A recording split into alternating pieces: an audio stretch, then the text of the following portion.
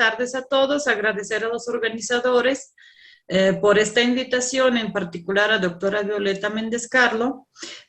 Como se ha comentado, soy profesora de la Universidad Autónoma de Zacatecas con antigüedad de 25 años, miembro del Sistema Nacional de Investigadores y trabajo en el doctorado de Cultura para la Paz. Es un doctorado único a nivel nacional en México,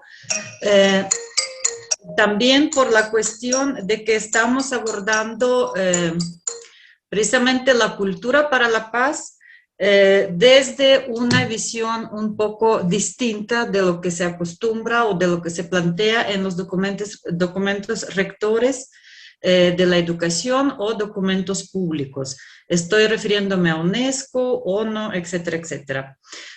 También quiero comentar que colaboramos con el cuerpo académico de la Facultad de Derecho de la Universidad Autónoma de San Luis Potosí, precisamente por las cuestiones que nos están apoyando en nuestro doctorado, porque tenemos una línea que es Derecho en este doctorado en Educación para la Paz. Entonces, agradecer nuevamente su invitación. Vamos a presentar a su servidora y doctora Galia Alexandra Beltrán esta ponencia que se denomina Violencia o Paz, los preceptos de educación para la paz. Ok, quisiéramos iniciar con estas tres citas de tres distintos investigadores. Uno es español, Fernando Savater, otro es Paulo Freire, brasileño, y también doctor Jares de España.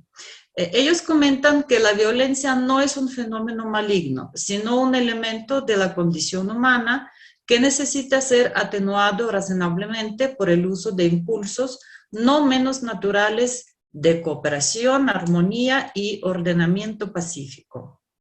También comentan que el conflicto es natural, no es negativo en sí mismo y posee una enorme posibilidad para el desarrollo. La insubordinación, opina Paulo Freire, es una señal de vitalidad y de inteligencia que tiene que encauzarse para dirigirse hacia la creatividad social y no hacia la violencia. Entonces, partiendo de esas definiciones, básicamente de lo que es el conflicto, la violencia, la insubordinación, nosotros proponemos,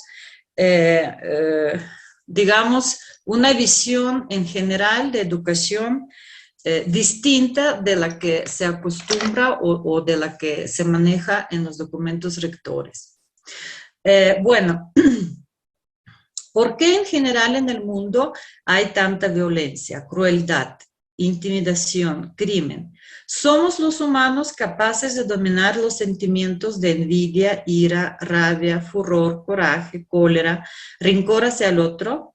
¿Podemos construir la paz? La humanidad ha buscado las respuestas a esas preguntas durante varios siglos. Bueno, aquí tenemos estas estadísticas muy poco halagadoras respecto al suicidio en el mundo. Y muchas otras cuestiones, obviamente, que suceden, pero pues no tenemos tiempo para ahondar al respecto. Todos ustedes conocen la situación que vivimos en general en el mundo. Las ponencias que alcancé a escuchar anteriores precisamente trataban de esta situación, de violencia hacia los niños, etcétera, etcétera. Bueno, pues para responder estas preguntas hay que definir primero el concepto de la paz, que ustedes también saben que desde antigüedad existen múltiples definiciones y visiones sobre la paz, desde paz romana, ¿se acuerdan? Que es una situación que, bueno, nosotros como romanos tenemos derecho a paz y tenemos derecho de conquistar a otros pueblos, ¿verdad? Y vivir a costo del otro, ¿no? Que no sea romano. Es también una visión de paz, por cierto. Actualmente, en siglo XXI, se identifican estas cuatro definiciones de lo que es la paz, que es la paz directa, la paz cultural, la paz estructural y la paz intercultural. Precisamente en doctorado que pertenezco, nosotros nos estamos centrando en esta paz intercultural que es concebida desde el pensamiento complejo, la interculturalidad y el relativismo cultural lingüístico. Bueno, ¿qué es la paz intercultural? A partir de esa definición de una socióloga venezolana que es Quiroga Trigo, definimos la paz intercultural de la siguiente manera. Se basa en la interrelación e interacción equitativas entre diversas visiones y prácticas sociales, económicas, políticas y culturales. La generación de condiciones de igualdad para sujetos y colectivos. Reconociendo la interdependencia entre ellos. Relaciones convergentes de complementariedad y fines comunes. Se apoya en el relativismo cultural, que admite como válida cualquier práctica por el solo hecho de ser producción de un grupo social. Obviamente, lo que se plantea en esta cita son cuestiones muy idóneas, es el ideal, pues, al que queremos aspirar con la construcción de ese nuevo tipo de educación. Pero en nuestros tiempos, lamentablemente, aún no es posible.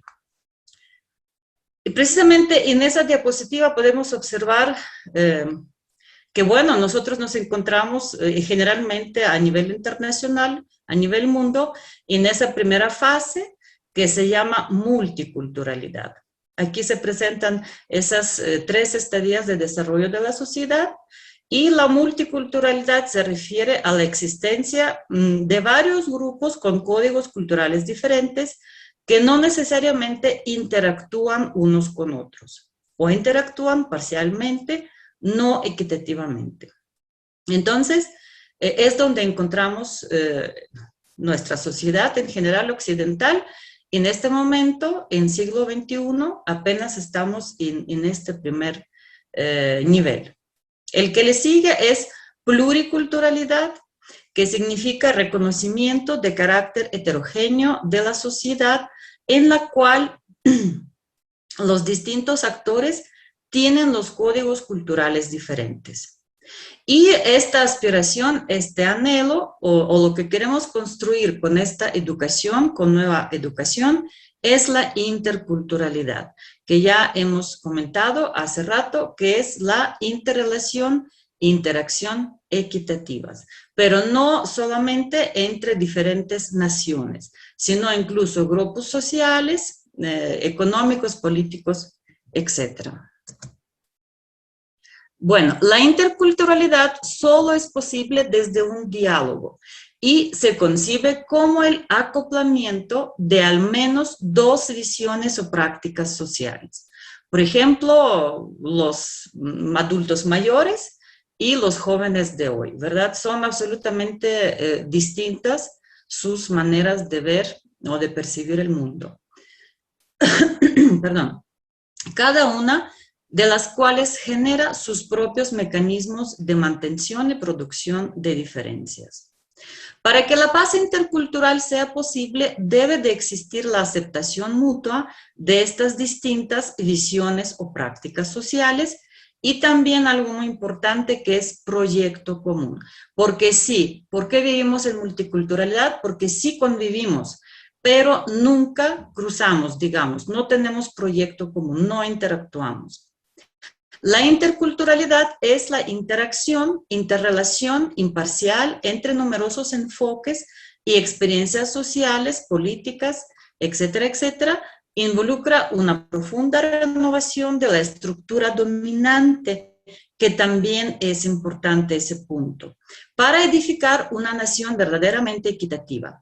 Asimismo, busca articular los contrastes étnicos, de clase, de género, regionales, de opción y preferencia sexual y muchos otros, sin que exista un centro hegemónico o un punto de universalidad. Tampoco esta interrelación, interacción debe de realizarse como, por ejemplo, en tiempo de los romanos, bajo la directiva o bajo el mando de cierto grupo o ciertos representantes de capas sociales, ¿no? Lo que está precisamente sucediendo el día de hoy con nosotros, porque ahora en el mundo domina la cultura occidental, con todo lo que implica. La educación para la paz involucra en el proceso educativo a la familia, el contexto político, económico y sociocultural, ya que la educación debe de estar fuera de las trampas de la opulencia y ha de ser buscada en las relaciones humanas, en las familias, en los vecindarios, en las comunidades, en una sociedad que en el futuro apueste por valores éticos. Esa es una cita de Bauman. Y otra se refiere a que la escuela debe de apolitizarse, que también eso es muy importante. Estar por encima de cualquier ideología, ignorar los cánones, normas, tabúes de la cultura occidental.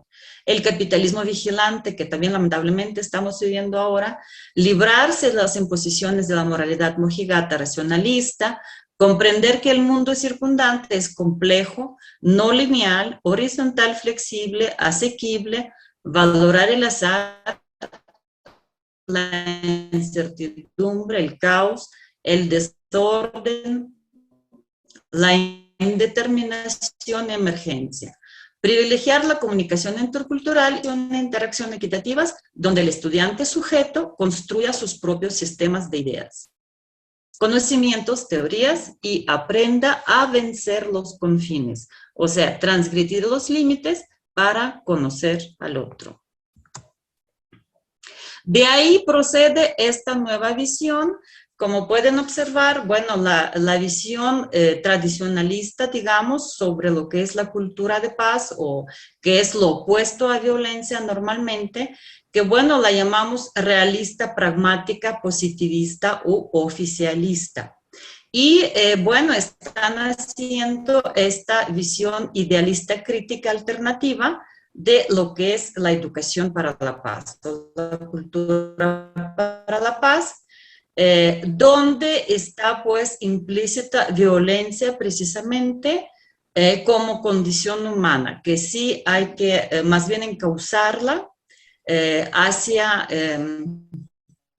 otras cuestiones, ¿verdad? Entonces voy a cerrar con eso, voy a terminar porque sí, tengo mucha más información, pero creo que por tiempo es mejor. Es un tema muy amplio, de hecho. Entonces, estamos hablando de estas dos visiones que, bueno, es siempre importante identificar, pues, y saber en qué mundo, digamos, vivimos y estamos. Entonces, nosotros estamos hablando de realista pragmática positivista, que aborda la educación de paz desde el punto de vista racional práctico, implementando las soluciones pragmáticas, a veces superficiales, en condiciones de situación socioeconómica actual dada. Optan por promover la cultura de paz a través de distintos eventos académicos y culturales, cursos, diplomados, talleres, foros, conferencias, coloquios, seminarios, festivales, exposiciones, semanas culturales, pláticas, etc.